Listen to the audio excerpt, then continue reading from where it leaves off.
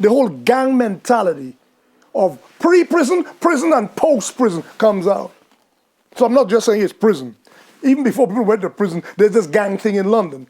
And I suppose it comes from detribalization. I call it a process of, a product of detribalization.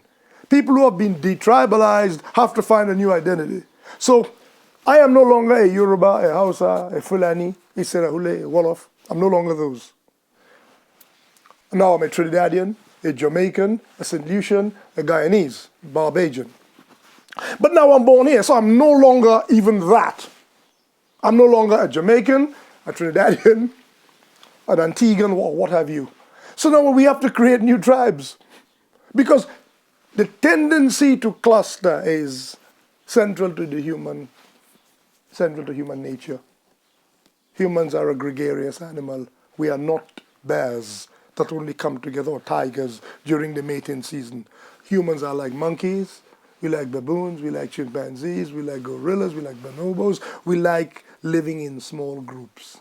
We like company, we like contact. That's why we show off. We do it to make the other one laugh. Monkeys do it.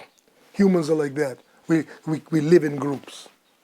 And the group ethic is important to us. And when we don't, well, and now humans no longer live in nature, we live in culture. And in culture you have to have rules. And now our rules are, me come from the Balampasi. You from Kennington or something, we'll kill you. So we create rules. These are our territories.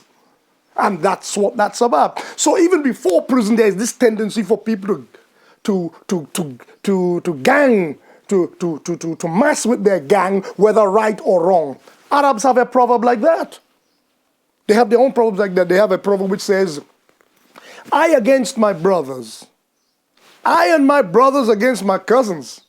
I, my brothers and my cousins against the world. It shows you the widening circles of loyalty. Yes, of course, your cousin comes into the house here and gets fresh with one of your children, you're going to tell him off. But if somebody interferes with your cousin, that's your cousin first. Easy. And so forth, then it's your tribe, your clan, and then your tribe, and so forth. And black people are attempting to, or urban people, you call it, you use the word urban just now, which is perhaps just as appropriate. Urban culture is in a process of trying to negotiate its own reality, because if you understand something about urban living, it's fluid.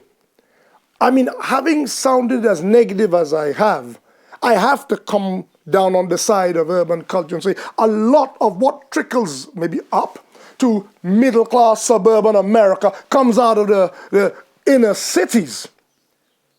It becomes sanitized, deodorized, and commercialized once they get their hands on it. And what was ours is rebranded and repackaged to us. It's recognizable, but we struggle to afford it. It's what they have always done. So yes, what I'm saying about the urban life is you have so much coming out. There's so many cross currents taking place in Harlesden. So many different ethnic groups moving in and out. There are gender pressures, there are age pressures, generational pressures, there are racial pressures, linguistic pressures, fashion, whatever. It happens in an inner city, and young boys growing up and young girls have to try to negotiate that reality.